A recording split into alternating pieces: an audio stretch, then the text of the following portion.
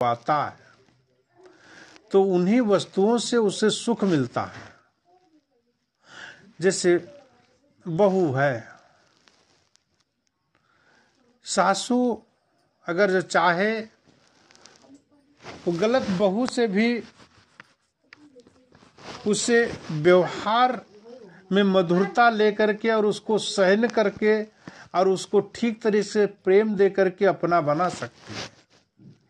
लेकिन अगर जो हमारे अंदर वो कला नहीं है तो सब कुछ होते हुए बहू विपक्ष में खड़ी हो जाएगी तो सुख नहीं मिलेगा, ना हमें मिलेगा और ना उसे चैन मिलेगी। इसलिए परिवार समाज में बैठ करके जो गुण सीख करके जीवन में प्रयोग करना है वो सत्संग साहित्य सद्ग्रंथ से मिलते हैं। जीवन में उन्हें उतारने की जरूरत है। तो मुक्त है, तो ज्ञानी है, तो वैरागी है, तुम्हारे अंदर में सब कुछ है कला। अपने आप को हीन न समझ करके गुणवान और ज्ञानवान समझो। तुम्हारे सामने दुनिया की सारी ताकतें झुक सकती हैं, सिर्फ तुम्हारे अंदर हिम्मत होना चाहिए झुकाने के लिए। संतों के पास में कुछ नहीं होता है। दुनिया की सबसे बड़ी ताकत प्रधानमंत्री के पास होती है, राष्ट्रपति के पास भी होती है, लेकिन फिर भी वो झुकता है। संत वह ताकत है। क्या उनके पास ताकत है? सिर्फ त्याग की और वैराग्य की ताकत है।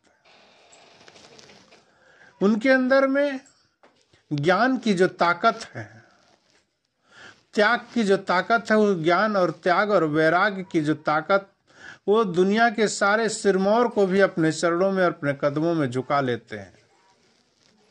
तुम्हारे अंदर में भी है। तुम भी अपनी ताकत को अगर आजमाओगे तो अपने इस हठीले मन को, जो ये मन तुमको परेशान करता है, उस मन को तुम झुका सकते हो।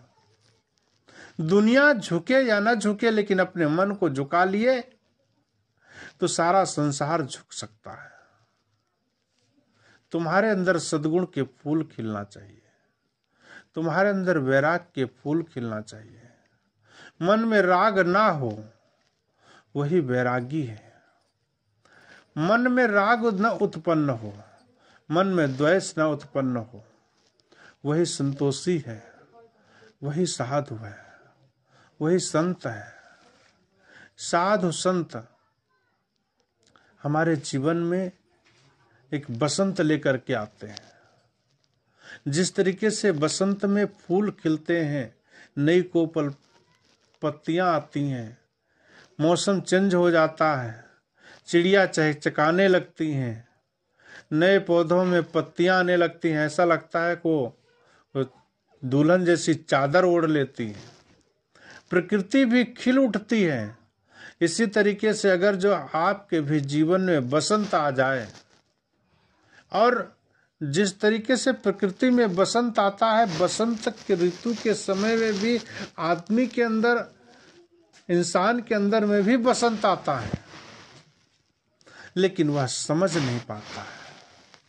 समझ न पाने के कारण जीवन में दुख उत्पन्न होता है। सदगुरु कबीर साहब इसी को कहते हैं कि छठी तुम्हारी हो जगह।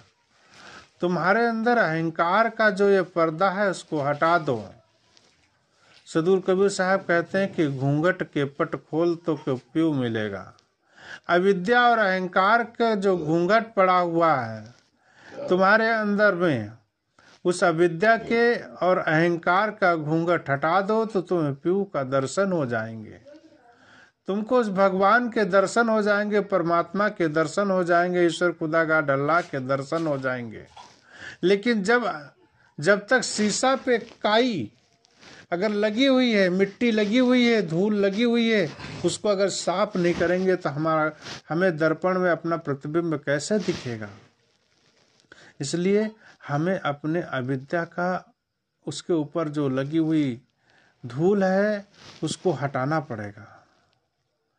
जो अब अविद्या कौन सी है?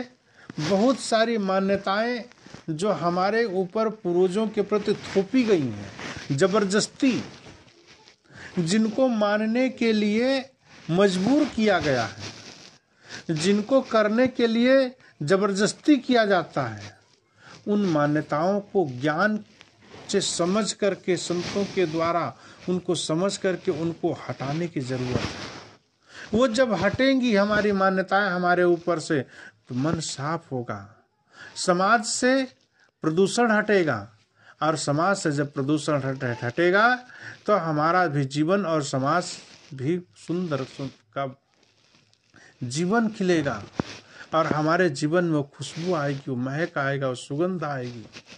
इसलिए अपने जीवन को अहंकार रहित बनाएंगे तो हमारा जीवन शुद्ध हो जाएगा। सतगुरु कबीर साहब का छठी तुम्हारी हो जगह, तू कहाँ चला भिगोए, अपने आप को छोड़ करके तू कहाँ जा रहा है, किस देवी देवता के चक्कर में पड़ा हुआ है, तो किस मंदिर में जा रहा है, किस पूजा को करने, किसको खुश करने के लिए तू अपने आप को झोंक रहा है। जहां तू जा रहा है वहां है नहीं, तो पीछे मुड़ करके देखो।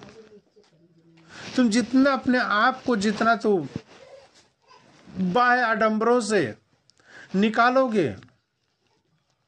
अपने आप को समझोगे, उतना ही आपको सुख मिलेगा, उतना ही आपको बंधन से मुक्ति मिलेगी। सदगुरु कबीर साहब कहते हैं कि अपने आप को बंधनों से मुक्त करा दो। जो तूने बंधन बांधा है उससे अपने आप को मुक्त कर लो, तो मुक्त हो जाएगा। मुक्त मुक्त सब कोई कहे, मुक्त न चिन्हे कोय, अपने से जो पृथक है ताय तज मुक्ति होए। अपने से क्या चीज अलग है, इस चीज को समझना पड़ेगा। हमसे दुनिया सारी सब अलग है। ये संसार रंगमंच है। जिस तरीके से नौटंकी होती है, उसके अंदर पात्र आते हैं और अपनी अदाओं को अदा करते हैं। अपने पत्नी आती है, पत्नी का रूप लेकर के अपना नाट्यशाला में जा करके अपना रोल अदा कर देती है। पति अपना रोल अदा कर देता है, बेटा अपना रोल अदा कर देता है, माँ अलग अपना रोल अलग अदा करती है, और पिता अपना रोल अलग करती है। तो इसलिए माता पिता भाई बंधु जितने सब एक रंगमंच बना करके एक परिवार बनता है, और उस परिवार वो एक तखत है नाटक करने का, और उसमें अपनी अपनी अदाओं को कितनी सुंदर ढंग से पेश करेगा, समाज उतनी ही अच्छी तरीके से देखेगा, और वो देख करके आपका अनुकरण करेगा। और जितना अच्छा अनुकरण करेगा उतना अच्छा आपका परिवार बनेगा, आपका समाज बनेगा। आप अच्छे अगर पुत्र बन के कहलाएंगे, आप अच्छे पिता बन करके कहलाएंगे, आप अच्छी बहू बनकर कहलाएंगी, आप अच्छी सासू बनकर कहलाएंगी, आप अच्छी किसी की ननद बनकर के कहलाएंगी, आप किसी की भाभी बनकर कहलाएंगी। उससे लोग आपके जीवन से सीखेंगे, आपके जीवन से लोग, आपके न रहने पर लोग भी सीखेंगे। आप नहीं रहेंगे तब भी लोग आपके जीवन से सीख अपने जीवन को प्रयोग करेंगे। जिंदगी ऐसी जियो जो तू न रहे दुनिया में तो दुनिया को आए याद। ऐसी करनी कर चलो जो पूरी दुनिया जो तुम्हारे लिए रोए, लेकिन तुम हंसते हंसते चले जाओ यहाँ से। ये जीवन की यही सफलता है। सदगुरु कबीर साहब कहते हैं कि अपने जीवन को इतना पाक साफ सुंदर तरीके से जीवन जीने का तरीका जो तुमको पता है, उस तरीके से जीवन जियोगे तो सुख मिलेगा, शांति मिलेगी, और परिवार में उसकी कल्पना जो हम ऊपर में कर रखे हैं, स्वर्ग की कल्पना, उस स्वर्ग की कल्पना को अपने परिवार